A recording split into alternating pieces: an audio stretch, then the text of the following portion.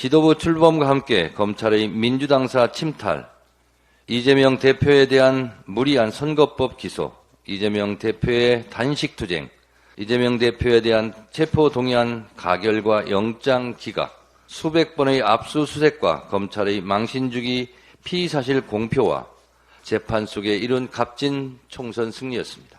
당대표 최고위원 예비 경선부터 권리당원 참여를 보장했고 본선에서도 권리당원의 비율을 대폭 확대했고 시도당 위원장 선거에서도 권리당원이 중심축으로 자리 잡았습니다. 이제 전당원 1인 1표의 비율로 더욱 당원의 권리를 확장하는 일만 남았습니다. 다음 지도부의 숙제로 넘기겠습니다. 180석이나 졌는데 뭐 했느냐? 지난 21대 국회 민주당에 대한 당원과 지지자들의 원망이었습니다. 22대 국회는 이런 원망 대신 뽑아줬더니 밥값한다는 효능감을 보여드려야 합니다. 앞서 보신 정청래 수석 최고위원 발언, 누구보다 김두관 후보가 경청해야 할 내용 같습니다.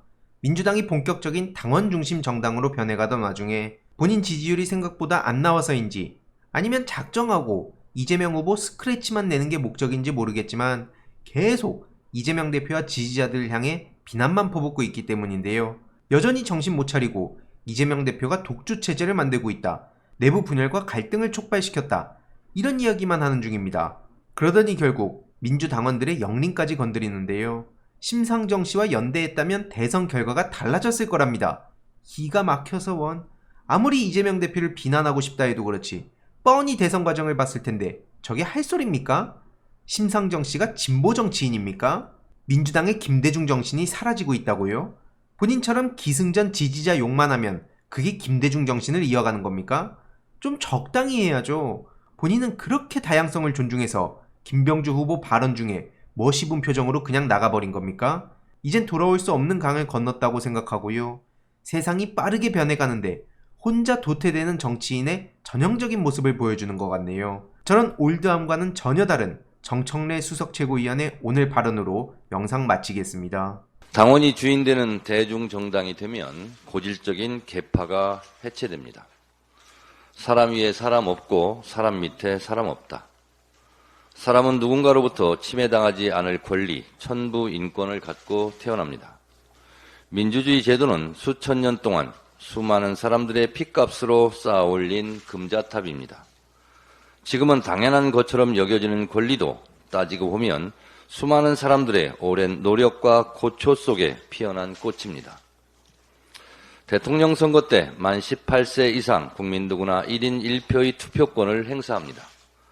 그러나 37년 전에는 국민들에게 대통령을 직접 뽑을 권리가 없었습니다. 10,000명만 체육관에 모아놓고 대통령을 뽑았습니다. 국민 누구나 1인 1표 대통령 직접 투표권을 갖기 위해 박종철 열사, 이한열 열사 등 수많은 사람들이 죽고 다치고 감옥에 갔습니다. 저도 1987년 뜨거운 여름 호원철폐 독재타도 대통령 직선제를 주장하다 경찰에 연행돼 구류 처분을 받고 경찰서 유치장에서 6.29 선언을 지켜봐야 했습니다. 100년 전에 여자에게 투표권을 달라고 하면 감옥에 집어넣었습니다. 란 유명한 장하준 메모도 있습니다. 이재명 당대표 1기 지도부의 임기를 마무리할 시점이 오고 있습니다. 저는 2년 전 전당대회에서 당원이 주인되는 정당을 만들겠다고 공약했습니다. 그 약속을 지키고자 부단한 노력을 했습니다. 야당 탄압 정적 제거, 이재명 죽이기의 윤석열 정권의 탄압을 견뎌내며 이룬 총선 승리는 참으로 값진 국민 승리, 역사적 승리였습니다.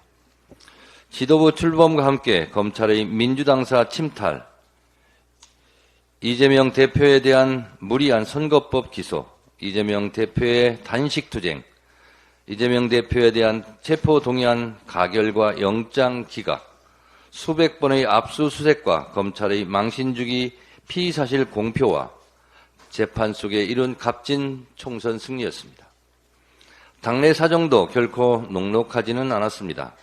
끊임없이 이재명 당대표를 흔들고 급기야 이재명 당대표 체포동의안 가결 사태로 잠시 당이 큰 어려움과 혼란에 빠지기도 했습니다. 그러나 이 모든 내후 외환을 이겨낼 수 있었던 것은 당원과 지지자, 국민들의 지지 덕분이었습니다. 당이 어려울 때마다 응원과 지지를 아끼지 않았던 당원과 지지자분들께 다시 한번 감사드립니다.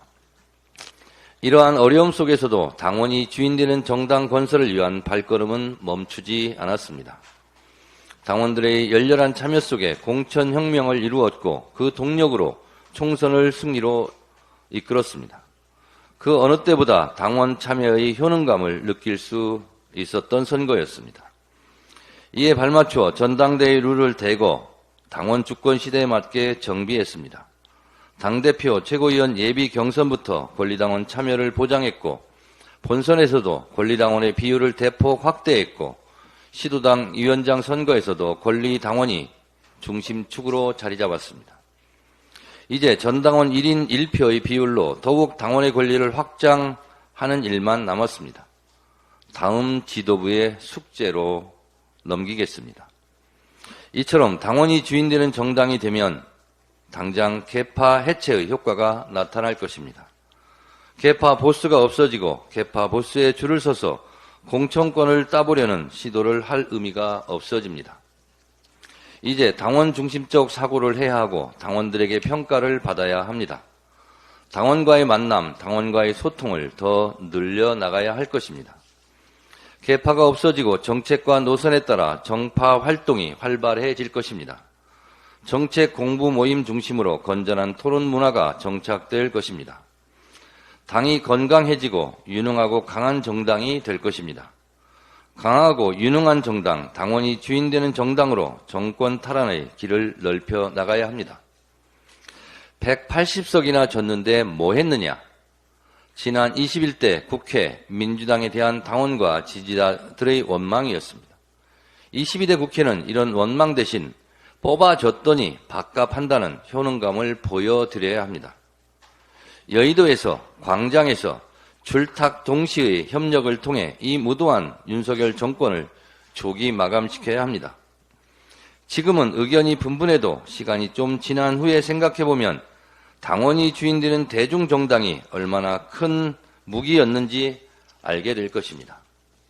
당원이 주인되는 정당, 당원 주권시대, 그것이 시대 정신이고 정답입니다. 당원 주권시대 편말 들고 우리 한번 가봅시다.